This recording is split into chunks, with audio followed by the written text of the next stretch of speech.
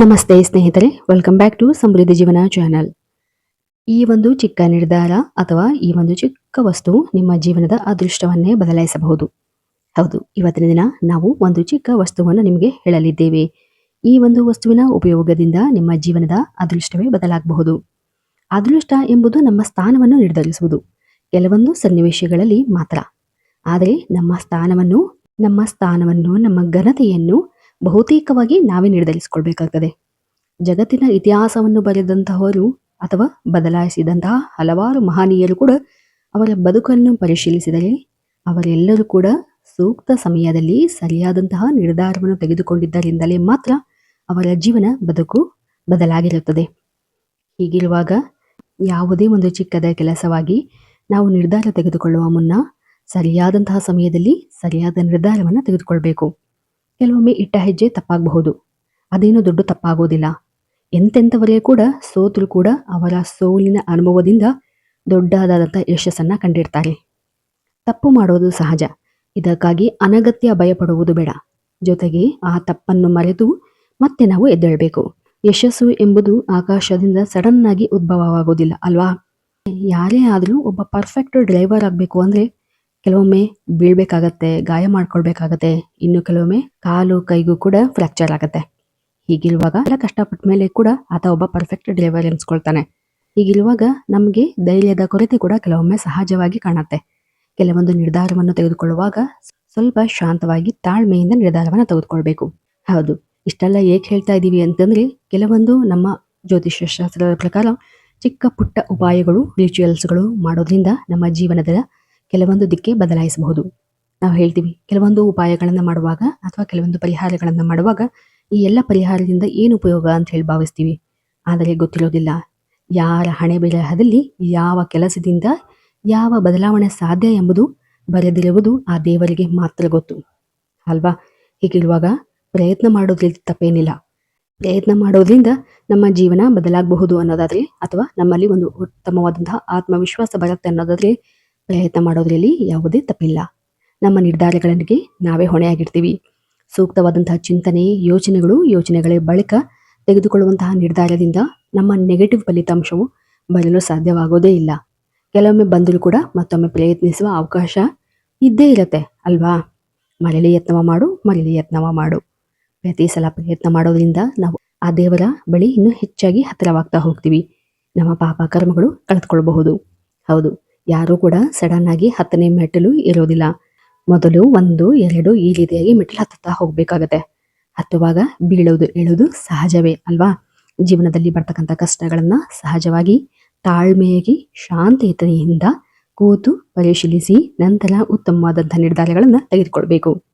ಬನ್ನಿ, ಹಾಗಾದರೆ ಇವತ್ತಿನ ದಿನ ನಾವು ಹೇಳ್ತಕ್ಕಂತಹ ಕೆಲವೊಂದು ರೆಮಿಡಿಗಳ ಬಗ್ಗೆ ನೋಡ್ತಾ ಹೋಗೋಣ. ನಿಮಗೆಲ್ಲ ಸಾಮಾನ್ಯವಾಗಿ ಗೊತ್ತಿರಬಹುದು, ಜ್ಯೋತಿಷ್ಯ ಶಾಸ್ತ್ರದಲ್ಲಿ ಯಾವುದೇ ರೀತಿಯಾದಂತಹ ಸಮಸ್ಯೆಗಳಿಗೆ ನಾವು ಸುಲಭವಾಗಿ ಪರಿಹಾರಗಳನ್ನು ಕಂಡುಕೊಳ್ಳೋದು ಅದು ಒಂದು ವಸ್ತುವಿನಿಂದ. ಅದು ನಮ್ಮ ಮನೆಯ ಅಡುಗೆ ಮನೆಯಲ್ಲಿ ಇರ್ತಕ್ಕಂಥ ಸಾಸಿವೆ. ಹೌದು, ಕಪ್ಪು ಸಾಸಿವೆ ಹಾಗೂ ಬಿಳಿ ಸಾಸಿವೆ ಎಂದು 2 ವಿಧದಲ್ಲಿ ಸಿಗತ್ತೆ. ಈಗ ಈ ವಿಚಾರದಲ್ಲಿ ನೋಡೋದಾದ್ರೆ ಬಿಳಿ ಸಾಸಿವೆಯನ್ನು ಅತ್ಯುತ್ತಮವಾದಂತಹ ಪರಿಹಾರಗಳಲ್ಲಿ ಒಂದು ಅಂತ ಹೇಳಲಾಗ್ತದೆ. ನೀವು ಯಾವುದೇ ರೀತಿಯಾದಂತಹ ಬಿಳಿ ಸಾಸಿವೆಯನ್ನು ಯಾವುದೇ ಸಮಸ್ಯೆಗಳಿಗೆ ಬಳಸಬಹುದು. ಆದರೆ ಇದನ್ನು ಪೂರ್ಣ ನಂಬಿಕೆಯಿಂದ ಬಳಸಬೇಕಾಗತ್ತೆ ಹಾಗೂ ಕೆಲವೊಂದು ಪರಿಹಾರಗಳನ್ನು ಸರಿಯಾಗಿ ತಿಳಿದು ನಾವು ಮಾಡ್ಕೊಳ್ಬೇಕಾಗತ್ತೆ. ಹಾಗಾದರೆ ಈ ಒಂದು ಬಿಳಿ ಸಾಸಿವೆ ಏನಕ್ಕೆಲ್ಲ ಉಪಯೋಗ ಅನ್ನೋದಾದ್ರೆ, ನಮ್ಮ ಇಷ್ಟಾರ್ಥಗಳನ್ನು ನೆರವೇರಿಸಿಕೊಳ್ಳಲು ಅಥವಾ ನಮ್ಮ ಮನೆಗಳಲ್ಲಿರ್ತಕ್ಕಂಥ ನೆಗೆಟಿವ್ ಶಕ್ತಿ ಅಥವಾ ನಮ್ಮ ಮನಸ್ಸಿನಲ್ಲಿರ್ತಕ್ಕಂಥ ನೆಗೆಟಿವ್ ಶಕ್ತಿಯನ್ನು ದೂರಗೊಳಿಸಲು ಕೂಡ ಈ ಒಂದು ಬಿಳಿ ಸಾಸಿವೆಯನ್ನು ಬಳಸಬಹುದು. ಅಷ್ಟೇ ಅಲ್ಲದೆ ಶನಿ ದೋಷ ನಿವಾರಣೆಗೆ, ದೃಷ್ಟಿ ದೋಷ ನಿವಾರಣೆಗೆ ಮತ್ತು ಒಂದು ಆರ್ಥಿಕವಾಗಿ ನಾವು ಸಮೃದ್ಧಿಯನ್ನು ಹೊಂದಬೇಕು, ಹಣಕಾಸಿನ ಸಮಸ್ಯೆ ನಿವಾರಣೆ ಆಗಲು ಕೂಡ ನಾವು ಈ ಒಂದು ಬಿಳಿ ಸಾಸಿವೆಯನ್ನು ಬಳಸಬಹುದು. ಅಷ್ಟೇ ಅಲ್ಲದೆ ವ್ಯಾಪಾರದಲ್ಲಿ ಒಂದು ಉನ್ನತಿಗಾಗಿ ಕೂಡ ನೀವು ಬಳಸಬಹುದಾಗಿದೆ. ಕೆಲಸದಲ್ಲಿ ಯಾವುದೇ ರೀತಿಯಾದಂತಹ ವಿಳಂಬಗಳು ಉಂಟಾಗ್ತಾ ಇದೆ ಅನ್ನೋದಾದ್ರೆ ಆ ಒಂದು ವಿಚಾರದಲ್ಲೂ ಕೂಡ ನೀವು ಈ ಒಂದು ಬಿಳಿ ಸಾಸಿವೆಯನ್ನು ಸಂಪೂರ್ಣವಾಗಿ ಬಳಸಬಹುದು.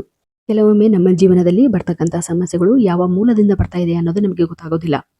ಹೀಗಿರುವಾಗ ಯಾವ ಪರಿಹಾರ ಮಾಡಬೇಕು ಅನ್ನೋದು ಸಹ ಗೊತ್ತಾಗೋದಿಲ್ಲ. ಇಂತಹ ಒಂದು ಗೊಂದಲದ ಸಮಯದಲ್ಲಿ ನಾವು ಈ ಒಂದು ಬಿಳಿ ಸಾಸಿವೆಯನ್ನು ಸಂಪೂರ್ಣವಾಗಿ ಬಳಸಬಹುದು. ವಾಸ್ತುಶಾಸ್ತ್ರದಲ್ಲಿಯೂ ಕೂಡ ಅಗಾಧವಾಗಿ ಉಪಯೋಗಿಸಲ್ಪಡುವಂತಹ ಹಾಗೂ ಮನೆಯಲ್ಲಿ ಯಾವುದೇ ವಾಸ್ತುದೋಷ, ಗ್ರಹದೋಷ ಅಥವಾ ಯಾವುದೇ ರೀತಿಯಾದಂತಹ ಸಮಸ್ಯೆಗೆ ಇದನ್ನು ನಾವು ಸಂಪೂರ್ಣ ನಂಬಿಕೆಯಿಂದ ಬಳಸಬಹುದಾಗಿದೆ. ಹಾಗೂ ಅಷ್ಟೇ ಅಲ್ಲದೆ ಲಕ್ಷ್ಮೀ ದೇವಿಯ ಆಕರ್ಷಣೆಗೂ ಕೆಲವೊಮ್ಮೆ ಲಕ್ಷ್ಮೀ ದೇವಿಯ ಪೂಜಾ ವೇಳೆಯಲ್ಲೂ ಕೂಡ ನಾವು ಈ ಒಂದು ಬಿಳಿ ಸಾಸಿವೆಯನ್ನು ಬಳಸ್ತೀವಿ. ಇದರ ಮೊದಲನೇ ಪರಿಹಾರದ ಬಗ್ಗೆ ನಾವು ನೋಡೋದಾದ್ರೆ, ನೀವು ವಾರದಲ್ಲಿ ಒಮ್ಮೆ ಅಥವಾ ಹುಣ್ಣಿಮೆ ಅಥವಾ ಅಮಾವಾಸ್ಯೆಗಾದರೂ ಈ ಒಂದು ಪರಿಹಾರವನ್ನು ನೀವು ಮಾಡಬಹುದು.